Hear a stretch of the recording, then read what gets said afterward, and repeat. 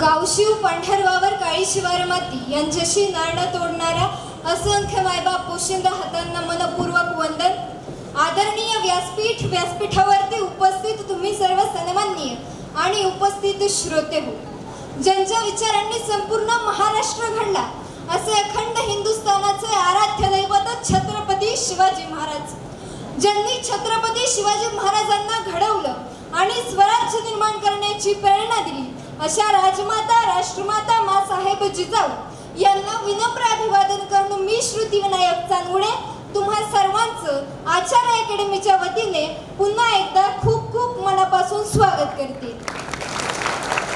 या जगात हजारो माणसं जन्माला येतात व काही काळ जगून निघूनही जातात, पण किती माणसं जन्माला आली आणि किती माणसं निघूनही गेली याचा विचार हे जग करत नाही. पण याच्यामध्ये काही व्यक्ती महत्त्वे अशी असतात की जी आपल्या स्वयंप्रकाशाने इतरांची मने उजाळून घेतात. ते म्हणतात ना, एक व्यक्ती म्हणून जगण्यापेक्षा एक व्यक्ती महत्त्व म्हणून जगा, कारण व्यक्ती कधी ना कधी संपते परंतु व्यक्तिमत्व हे कायम जिवंत राहतं. आणि अशाच एका व्यक्तीचं व्यक्तित्व, कर्तृत्व आणि नेतृत्व हे सांगण्याकरिता मी आज तुमच्या समोर उभा आहे.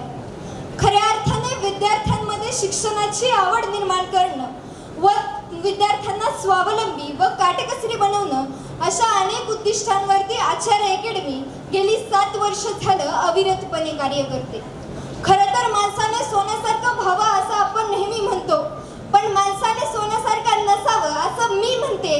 कारण सोनं फक्त गळ्यात घालून मिरवता येतं, तिजोरीत ठेवता येतं. माणसाने व्हायचं झालं तर त्या परिसासारखं व्हावं, जिथं जावं त्याचं सोनं करून यावं.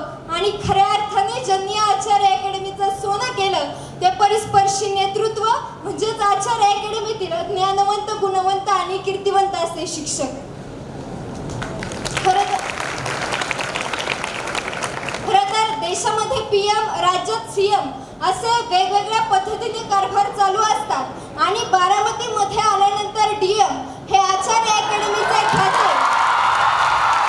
कारण बारामती तालुक्यामध्ये ज्ञानदानाचं काम करत असताना, तुमच्या आमच्यासारखे चांगले विद्यार्थी घडवत असताना, जसा पंढरपूरला विठ्ठलवरती 24 तास वारकऱ्यांचे कल्याण करण्याकरिता उभा आहे, तसाच आपला हा विठ्ठल बारामती तालुक्यामध्ये विद्यार्थी घडविण्याकरिता उभा आहे.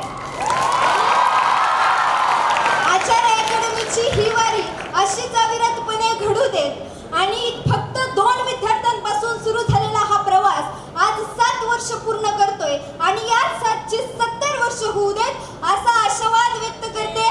एवढेच बोलते आणि तुम्हा सर्वांची रजा घेते. धन्यवाद.